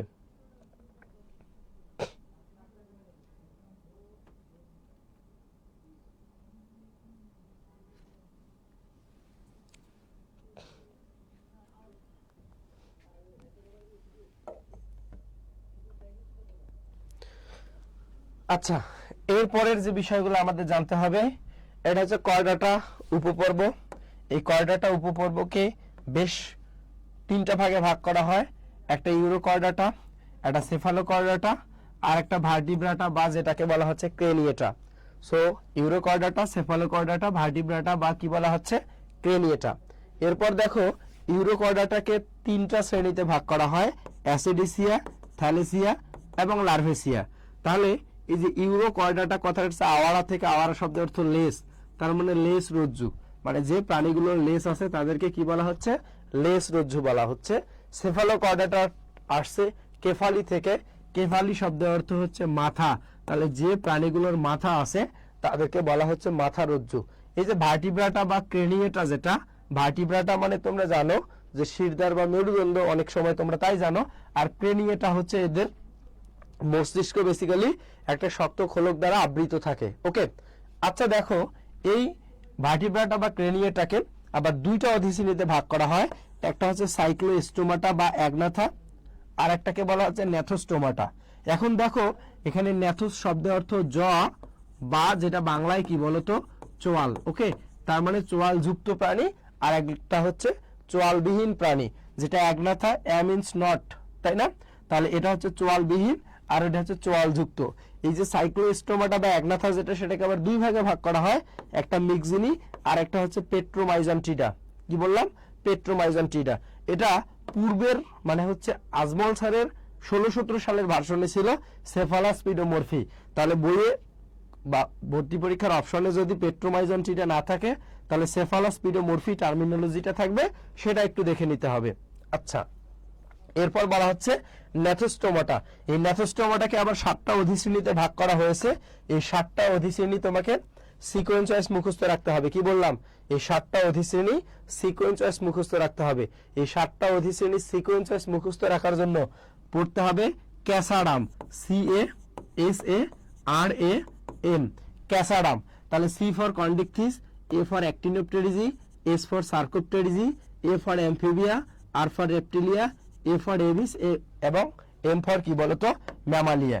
এই যে ক্যাসারাম কথাটা যদি তুমি মনে রাখতে পারো, আই রিপিট ইট, ক্যাসারাম কথাটা যদি তুমি মনে রাখতে পারো, তাহলে তোমার সমস্ত সিকোয়েন্স একসাথে মনে থাকতেছে। কারণ এটা হচ্ছে কি বলতো, একটা হচ্ছে কি বলতো লোয়ার কোয়ালিটি থেকে ধীরে ধীরে হায়ার কোয়ালিটির দিকে যাওয়ার একটা প্রসেস। সো দ্যাটস ওয়াই তোমার প্রশ্নেই চাইতে পারে যে ন্যাথোস্টোমাটার পঞ্চম শ্রেণী কোনটা, বা তৃতীয় শ্রেণী কোনটা, বা সপ্তম শ্রেণী কোনটা। ওকে, সো এই সিকোয়েন্স মেনটেন করে যদি ভর্তি পরীক্ষায় প্রশ্ন চায়, তাহলে 10 থেকে 20,000 শিক্ষার্থীর মধ্যে 2-1 শিক্ষার্থী ওভার কনফিডেন্সে উত্তর করতে পারলেও বাকিরা কি পারবে না। ওকে, সো দ্যাটস ওয়াই এই কথাটা মনে রাখতে হবে ক্যাসারাম। এখন তোমার মধ্যে প্রশ্ন আসতে পারে, ভাইয়া ক্যাসারাম কথাটার মধ্যে সি দিয়ে কন্ডিকথিস, এস দিয়ে সার্কোপটেরিজি, আর দিয়ে রেপটিলিয়া, এম দিয়ে ম্যামালিয়া, এই কথাগুলো মনে থাকে, কিন্তু এখানে 3টা এ আছে, ক্যাসারাম 3টা এ আছে, 3টা এ দিয়ে কোথায় কি হবে এটা যদি তুমি মনে রাখতে চাও, তাহলে তোমাকে মনে রাখতে হবে এ ফর হচ্ছে অ্যাক্টিনোপটেরিজি, যেটা মাছের জাত, মাছ শুধু পানিতে থাকে, তাই না? এরপর দেখো এ দিয়ে হচ্ছে এমফিবিয়া মানে উভচর, যে কি করে এটা পানি এবং ডাঙ্গা উভয় জায়গায় থাকে। তাহলে দেখো এর থেকে এ একটু হায়ার কোয়ালিটির। এরপর দেখো এরপর যেটা এ ফর এভিস আছে, এই এভিস পানিতেও থাকে, পাখি পানিও থাকে, ডাঙ্গায়ও থাকে, আবার আকাশেও ওড়ে।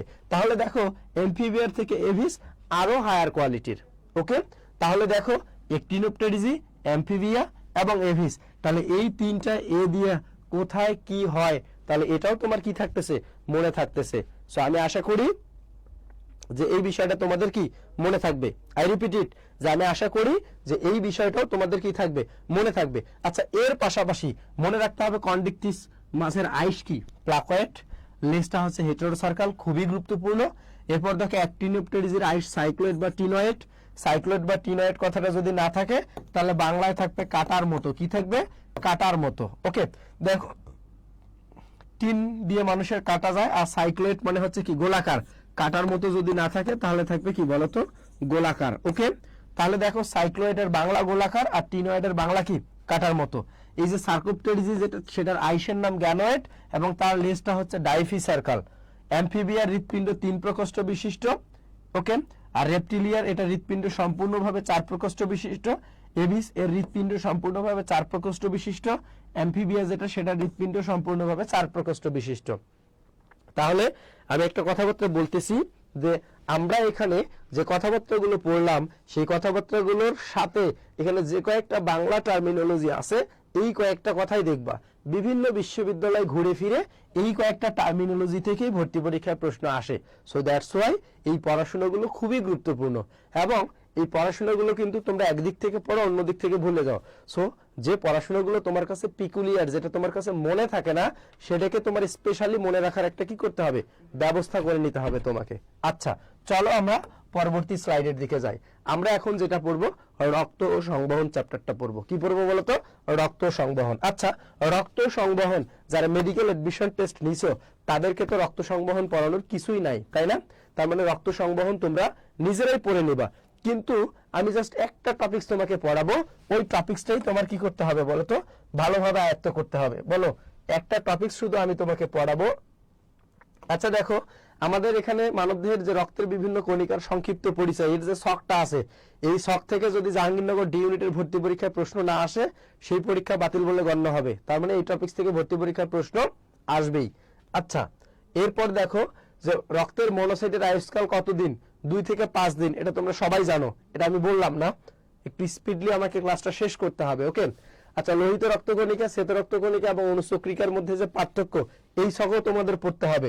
তাহলে 2টা ছক থেকে যে কোনো একটা ছক থেকে প্রশ্ন অবশ্যই তুমি কি পারবা, কমন পাবা। এরপর বলা হচ্ছে কি বলতো, রক্ত জমাট বাঁধার 13টা ফ্যাক্টর। আই রিপিট ইট, কি বললাম বলতো, বলা হচ্ছে রক্ত জমাট বাঁধার 13টা ফ্যাক্টর। এই রক্ত জমাট বাঁধার 13টা ফ্যাক্টর তোমাকে সিকোয়েন্স ওয়াইজ মুখস্থ করতে হবে। আচ্ছা দেখো, এই রক্ত জমাট বাঁধার 13টা ফ্যাক্টর তোমাকে কেন সিকোয়েন্স ওয়াইজ মুখস্থ করতে হবে? কারণ এই ছক থেকে বিগত বছরের প্রশ্ন আসছিল রক্ত জমাট বাঁধার 8 নম্বর ফ্যাক্টর নিম্নের কোনটা, বা রক্ত জমাট বাঁধার 11 নম্বর ফ্যাক্টর কোনটা, বা রক্ত জমাট বাঁধার 5 নম্বর ফ্যাক্টর কোনটা, অথবা রক্ত জমাট বাঁধার 8 নম্বর ফ্যাক্টরের কাজ নিম্নের কোনটা, বা 7 নম্বর ফ্যাক্টরের কাজ নিম্নের কোনটা। তাহলে এই রক্ত জমাট বাঁধার ফ্যাক্টর যে 13টা আছে, এই 13টা ফ্যাক্টরকে তোমার সিকোয়েন্স ওয়াইজ মুখস্থ করতে হবে, কাজগুলো তোমার মুখস্থ করতে হবে। ওকে, সো কাজগুলো তোমরা নিজেরাই মুখস্থ করে নিবা, কিন্তু তোমাকে যেটা বেসিক জানাতে হবে বা বেসিক যে বিষয়টা তোমাকে জানতে হবে সেটা হচ্ছে রক্ত জমাট বাঁধার 13টা ফ্যাক্টর সিকোয়েন্স ওয়াইজ মুখস্থ করা। তাহলে চলো আমরা রক্ত জমাট বাঁধার যে 13টা ফ্যাক্টর আছে, এই 13টা ফ্যাক্টরের মধ্যে প্রথম 4টা ফ্যাক্টর সবাই পড়ি ফুল পরে টুপ করে, ফুল পরে টুপ করে। তাহলে ফুল দিয়ে ফাইব্রিনোজেন, পরে দিয়ে প্রোথ্রম্বিন, টুপ দিয়ে থ্রম্বোপ্লাস্টিন, করে দিয়ে কি বলতো ক্যালসিয়াম আয়ন। কি বললাম বলতো, আমরা সবাই জানি যে ফুল পরে টুপ করে, তাহলে ফুল দিয়ে ফাইব্রিনোজেন, পরে দিয়ে প্রোথ্রম্বিন, টুপ দিয়ে থ্রম্বোপ্লাস্টিন, করে দিয়ে ক্যালসিয়াম আয়ন। এরপর পড়বা প্রোনাইপ্রো। কি পড়বা বলতো, প্রোনাইপ্রো। তাহলে এখানে এক বাক্যে পড়বা ফুল পরে টুপ করে প্রোনাইপ্রো। এত দূর পর্যন্ত একসাথে পড়বা। কি পড়বা, ফুল পরে টুপ করে প্রোনাইপ্রো। এরপর দেখো প্রো যেহেতু 2টা আছে, তাহলে প্রো যেহেতু 2টা আছে সিকোয়েন্স ওয়াইজ আগে এ, তারপর কি সি, তাহলে প্রো অ্যাক্সিলারিন কথাটা আগে, তারপর প্রো সি দেওয়া হচ্ছে কনভার্টিন কথাটা কি বলতো পরে। এরপর বলা হচ্ছে আলিম স্যারের বই অনুযায়ী 6 নম্বর ফ্যাক্টর ডাজ নট এক্সিস্ট, মানে এটা নাই। কিন্তু আজমল স্যারের বইয়ে বলা হচ্ছে উপরেরটাকে যদি প্রো অ্যাক্সিলারিন বলি তাহলে পরেরটাকে প্রো প্রো কথা বাদ দিয়ে অ্যাক্সিলারিন বলবো। ওকে, তাহলে বিষয়টা কি, উপরেরটাকে যদি আমি প্রো অ্যাক্সিলারিন বলি তাহলে পরেরটাকে আমি প্রো কথা বাদ দিয়ে কি বলতে হবে, আমাকে অ্যাক্সিলারিন কথাটা বলতে হবে। ওকে, এরপর দেখো এরপর যেটা হবে, এর পরের বাক্যটার মধ্যে আমরা পড়বো এ ক্রিস্টমাস বিসি হ্যাকফিশ। কি পড়বো, এ ক্রিস্টমাস বিসি হ্যাকফিশ। ওকে, তাহলে আমরা উপরের যে বাক্যটা পড়লাম ফুল পরে টুপ করে প্রোনাইপ্রো, এরপর পড়বা এ ক্রিস্টমাস বিসি হ্যাকফিশ। তাহলে এ দিয়ে হচ্ছে anti haemophilic factor A, B দিয়ে হচ্ছে anti haemophilic factor B. Okay, Christmas দিয়ে হচ্ছে ক্রিস্টমাস ফ্যাক্টর, সি দিয়ে হচ্ছে anti haemophilic factor C, S G দিয়ে হচ্ছে হেজব্যান্ড ফ্যাক্টর, এবং এফ এসতে হচ্ছে ফাইব্রিন স্টেবিলাইজিং ফ্যাক্টর। কি বললাম বলতো, এফ এসতে হচ্ছে ফাইব্রিন স্টেবিলাইজিং ফ্যাক্টর। সো আমি আশা করি যে রক্ত জমাট বাঁধার ফ্যাক্টর থেকে বিগত বছরেও যদি ভর্তি পরীক্ষায় প্রশ্ন আসছিল, এই বছরও ভর্তি পরীক্ষায় প্রশ্ন আসবে। কারণ এই রক্ত জমাট বাঁধার ফ্যাক্টর থেকে রিসেন্টলি 4 থেকে 5 বছর কোনো প্রশ্ন আসে নাই। তাহলে প্রশ্নের প্যাটার্ন যদি সম্পূর্ণ চেঞ্জ করে 6 থেকে 7 বছর আগে জাম্প দিতে চায়, তাহলে অবশ্যই এই রক্ত জমাট বাঁধার ফ্যাক্টর থেকে ভর্তি পরীক্ষায় প্রশ্ন আসবে। ওকে, তাহলে আমরা এইটা ডেফিনেটলি অনেক সুন্দরভাবে কি করব বলতো, আয়ত্ত করে ফেলবো। এই আয়ত্ত করার জন্য যেভাবে পড়তে হবে আমি তো বলেই ফেললাম, ফুল পরে টুপ করে প্রোনাইপ্রো, এ ক্রিস্টমাস বিসি হ্যাকফিশ। কি বললাম বলতো, ফুল পরে টুপ করে প্রোনাইপ্রো, এ ক্রিস্টমাস বিসি হ্যাকফিশ। ওকে, আচ্ছা দেখো এরপরের যে বিষয় প্রশ্ন, দেখো নিম্নের কোন রক্ত জমাট বাঁধার, মানে নিম্নের কোনটি রক্ত জমাট বাঁধার 8 নাম্বার ফ্যাক্টর। কি বলছে বলতো, নিম্নের কোনটি রক্ত জমাট বাঁধার 8 নাম্বার ফ্যাক্টর। তো আমরা তো পড়ছিলাম ফুল পরে টুপ করে প্রোনাইপ্রো, তাহলে 7টা গেছে। এরপর বলছিলাম এ ক্রিস্টমাস বিসি হ্যাকফিশ, তাহলে এটাই ছিল 8 নাম্বার ফ্যাক্টর। তাহলে 8 নাম্বার ফ্যাক্টরটা কি ছিল, অ্যান্টি হিমোফিলিক ফ্যাক্টর এ। ওকে, তাহলে 8 নাম্বার ফ্যাক্টরটা কি ছিল, অ্যান্টি হিমোফিলিক ফ্যাক্টর এ। আচ্ছা, এরপরের যে প্রশ্নটা দেখো, বলা হচ্ছে নিম্নের কোনটি ক্লোটিং ফ্যাক্টর নয়। কি বলছে বলো তো, নিম্নের কোনটি ক্লোটিং ফ্যাক্টর নয়। এটাও জাহাঙ্গীরনগর বিশ্ববিদ্যালয় 21-22 সালের ভর্তি পরীক্ষায় প্রশ্ন আসছিল। ওকে, তাহলে যেহেতু বলছে নিম্নের কোনটি ক্লোটিং ফ্যাক্টর নয়, তাহলে তোমাকে দেখতে হবে যে আসলে নিম্নের কোনটা নয়। তাহলে আমরা ফাইব্রিনোজেন পড়ছি, প্রোথ্রম্বিন পড়ছি এবং থ্রম্বোপ্লাস্টিন পড়ছি, কিন্তু অ্যালবুমিন কিন্তু নয়। অ্যালবুমিন রক্তের প্রোটিন ছিল। বলো অ্যালবুমিন কি ছিল, রক্তের প্রোটিন ছিল, কিন্তু অ্যালবুমিন কি নয় বলতো, এটা ক্লোটিং ফ্যাক্টর নয়। সো দ্যাটস ওয়াই এই প্রশ্নের সঠিক উত্তর কি হবে বলতো, অপশন 3। আচ্ছা, এরপরে দেখো হৃৎপিণ্ডের গঠন। আমরা যেহেতু রক্ত সংবহন পড়তেছি, হৃৎপিণ্ডের গঠন নিয়ে আমরা অনেক পড়াশোনা করছি, তাই না? যে হৃৎপিণ্ড, মানব হৃৎপিণ্ড একজন সুস্থ মানুষের জীবদ্দশায় গড়ে 2600 মিলিয়ন বার স্পন্দিত হয় প্রতি ভেন্ট্রিকল থেকে 155 মিলিয়ন লিটার বা 1.5 লক্ষ টন রক্ত নির্গত করে, যেটা মানব হৃৎপিণ্ড প্রতি মিনিটে 5 থেকে 7 লিটার। কত মিনিটে? প্রত্যেক মিনিটে 5 থেকে 7 লিটার এবং প্রতিদিন প্রায় 7600 লিটার রক্ত পাম্প করে এবং কতবার বলো তো? 1 লক্ষ বার সংকুচিত ও প্রসারিত হয়। এই পড়াশোনাগুলো খুবই গুরুত্বপূর্ণ। এর অবস্থান মধ্য মিডিয়াল স্টার্নাম এবং বক্ষ কশেরুকার কত বলো তো? 5 নম্বর থেকে 8 নম্বর বরাবর। এর দৈর্ঘ্য হচ্ছে 12 সেন্টিমিটার, প্রস্থ হচ্ছে 8 থেকে 9 সেন্টিমিটার। এর আকৃতি কেমন? ত্রিকোণ আকৃতির এবং কার মতো? মোসার মতো। ওকে। বেস, চওড়া ঊর্ধ্বমুখী অংশকে বেস বলা হয়। অ্যাপেক্স, এটা সরু এবং নিম্নমুখী অংশ। ওকে। এটা বাম পঞ্চম পাঁজরের ফাঁকে অবস্থিত। ওজন কত? প্রাপ্তবয়স্ক পুরুষের হৃৎপিণ্ডের ওজন 250 থেকে 390 গ্রাম আর প্রাপ্তবয়স্ক স্ত্রীতে এর ওজন একটু কম হয়, 200 থেকে 275 গ্রাম। তাহলে দেখবো পুরুষে হৃৎপিণ্ডের ওজন বেশি আর স্ত্রীর ক্ষেত্রে হৃৎপিণ্ডের ওজন কি একটু কম। এরপর আবরণ দেখো, হৃৎপিণ্ডের ইংরেজি হার্ট, কিন্তু চিকিৎসাগত টার্ম হচ্ছে কার্ডিয়াক। ওকে। সো কার্ডিয়াকের চারপাশে যে আবরণ থাকে, চারপাশে থাকার অর্থ হচ্ছে পেরি, তাহলে এর আবরণের নাম হচ্ছে পেরিকার্ডিয়াম। কি বলতো? এর আবরণের নাম হচ্ছে পেরিকার্ডিয়াম। ওকে। এটা তন্তুময় ফাইব্রাস এবং সেরাস, প্যারাইটাল এবং ভিসেরাল। বাইরে যেটা থাকে প্যারাইটাল আর ভিতরে যেটা থাকে সেটা কি? ভিসেরাল। সো মনে রাখবা ভতে ভিতরে, ভতে কি বলতো? ভিসেরাল। হৃদস্পন্দন শুরু হয় মানবভ্রূণ অবস্থায় মাতৃগর্ভে 6 সপ্তাহ থেকে হৃদস্পন্দন কি হয়? শুরু হয়। এরপর বলা হচ্ছে গর্ভধারণের 4 সপ্তাহ পরে হৃদস্পন্দন কি হয়? শুরু হয়। এরপর করোনারি কি বলছে? সালকাস, অলিন্দ এবং নিলয়ের বিভাজন এই খাজের মাধ্যমে কি হয় বলতো? দৃশ্যমান হয়। এই যে করোনারি সালকাস, এই টার্মিনোলজিটা খুবই গুরুত্বপূর্ণ। তাহলে এটা আমাদের খুব বেশি করে পড়তে হবে। আমি আশা করি যে এই ধরনের পড়াশোনা আমাদের কি করতে হবে? অবশ্যই ভালোভাবে করতে হবে এবং আমাদের এই বিষয়গুলো কি করতে হবে? খেয়াল রাখতে হবে। আচ্ছা, এরপর কি বলা হচ্ছে বলতো? আমাদের যে কপাটিকা গুলো ছিল, হৃদ কপাটিকার নাম, অবস্থান, পাল্লা কয়টা এবং কি যুক্ত রক্ত সংবহন করে সেটা, এবং এর যে কাজগুলো আছে সেই কাজগুলো আমাদের দেখতে হবে। ওকে। এবং এদের যে কাজগুলো আছে সেই কাজগুলো আমাদের দেখতে হবে। আমি বারবার একটা কথাবার্তা বলতেছি যে আমাদের জাহাঙ্গীরনগর বিশ্ববিদ্যালয়ের যে টপিকস রিলেটেড পড়াশোনা করা দরকার সেই টপিকসগুলো নিয়ে আমরা শুধু পড়তেছি, তাই না? আর আমাদের হচ্ছে 5টা 20-এ অন্য একটা ক্লাস আছে, দ্যাটস ওয়াই ক্লাসটা আমাকে একটু তাড়াতাড়ি শেষ করতে হবে। তাহলে আমি জাস্ট তোমাদের স্লাইডগুলো দেখাই দিচ্ছি, কিন্তু যে জায়গায় তোমাদের পড়ার দরকার সেই বিষয়গুলো তো আমি বলে ফেলবো। কার্ডিয়াক চক্র, এইটা শুধু জাহাঙ্গীরনগর বিশ্ববিদ্যালয় না, এই টপিকস থেকে ভর্তি পরীক্ষায় প্রশ্ন আসবে এবং সকল বিশ্ববিদ্যালয়ে এই টপিকস থেকে ভর্তি পরীক্ষায় প্রশ্ন আসে। ওকে। তাহলে এই টপিকসটা তোমাকে স্মুথলি কি করতে হবে? কভার করতে হবে। এরপর দেখো মানবদেহে এট্রিয়ামের সিস্টোলের সময়কাল কত? এইটা অনেকেরই আসলে মনে থাকে না, এইটা একটু মনে রাখার জন্য বলি। অলিন্দ আর কি? নিলয়। এরপর দেখো অলিন্দের সিস্টোল আছে, ডায়াস্টোল আছে। সিস্টোল প্লাস কি? ডায়াস্টোল। নিলয়ের সিস্টোল আছে, আবার কি আছে বলো? ডায়াস্টোল আছে। এখন একটা কথা খুব ভালোভাবে মনে রাখো, শতে সিস্টোল শতে সংকোচন আর ডায়াস্টোল মানে প্রসারণ করা। বলো, শতে সিস্টোল শতে সংকোচন আর ডায়াস্টোল মানে কি? প্রসারণ করা। তাহলে সিস্টোল, অলিন্দের সিস্টোল ডায়াস্টোল দুইটায় যোগ করে টাইমিংটা 0.8 সেকেন্ড। নিলয়ের সিস্টোল ডায়াস্টোল দুইটায় যোগ করে টাইমিংটা 0.8 সেকেন্ড। ওকে। তাহলে এখন আমাকে যে বিষয়টা মনে রাখা দরকার সেটা হচ্ছে যে সিস্টোলের ক্ষেত্রে 0.1 সেকেন্ড, তাহলে দুইটাই যদি 0.8 হয়, একটা যদি 0.1 হয়, তাহলে আরেকটা আমার 0.7 সেকেন্ড। নিলয়ের ক্ষেত্রে সিস্টোল 0.3 সেকেন্ড, তাহলে ডায়াস্টোলের ক্ষেত্রে 0.8 পুরাইতে আমার লাগে 0.5 সেকেন্ড। তাহলে এইটা আমার মনে থাকলো কেন এবং কিভাবে মনে থাকলো? এই কথাটা যদি আমি বলি, মনে রাখবা উভয় ক্ষেত্রে সিস্টোল মানে হচ্ছে সংকোচন। ওকে। এই সংকোচনের টাইমিংটা কম লাগে, হোক সেটা অলিন্দের সিস্টোল, হোক সেটা কি নিলয়ের সিস্টোল। ধরো একটা প্র্যাকটিক্যালি বিষয়, ধরো তোমার হাতে একটা বেলুন আছে, এই বেলুনটা তুমি ফু দিয়ে ফুলাবা, তাহলে ফু দাও,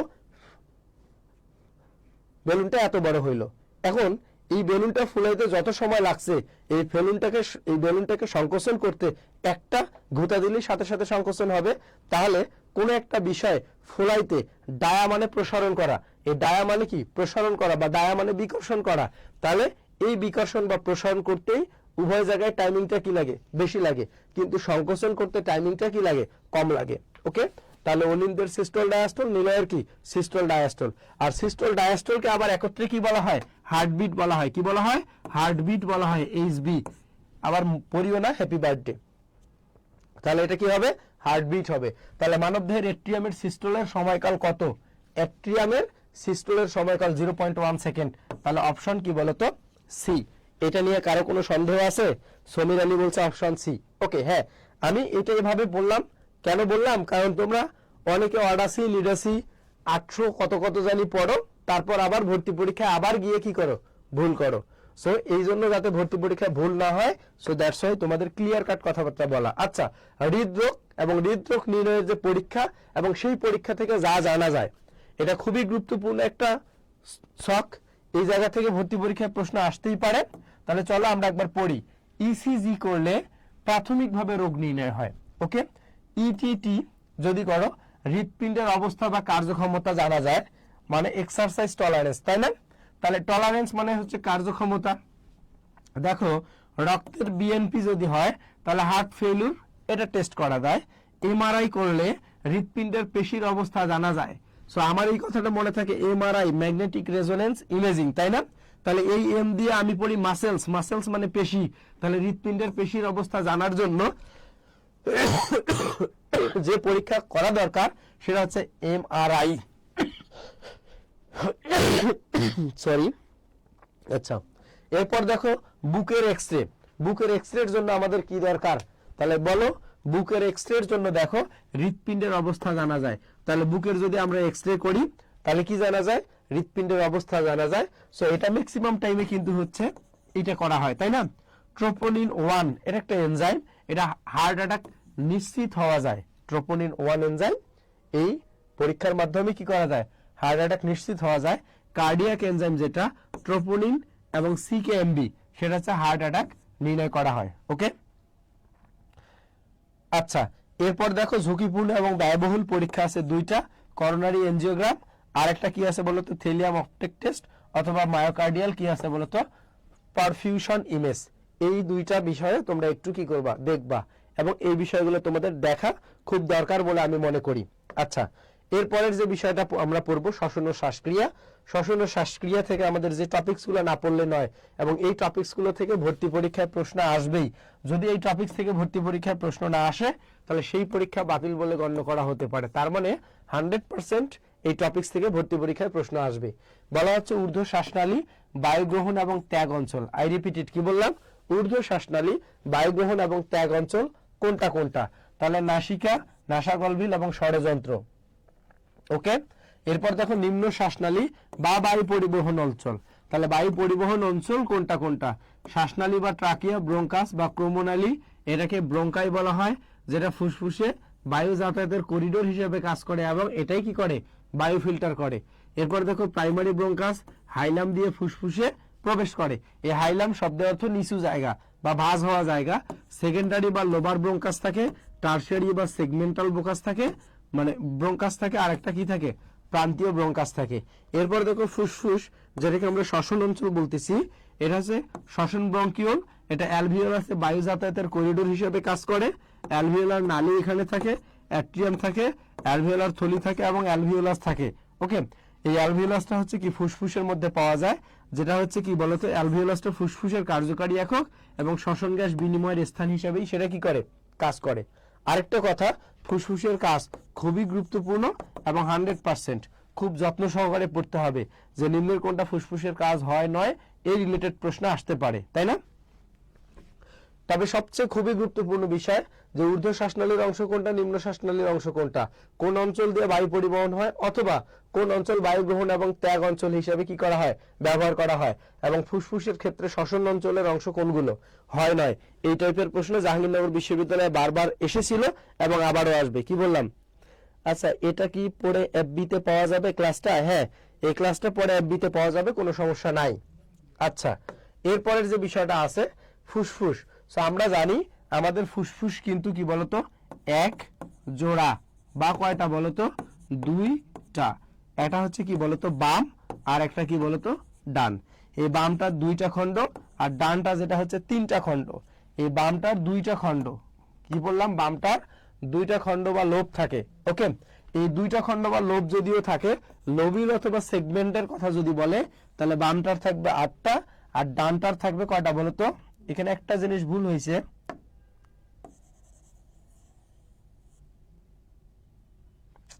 আচ্ছা ডানটাতে হচ্ছে 3টা। ওকে, এরপর হচ্ছে বামটার ক্ষেত্রে এখানে 8টা লোব বা কি সেগমেন্ট, আর এখানে 10টা লোব বা কি থাকবে, সেগমেন্ট থাকবে।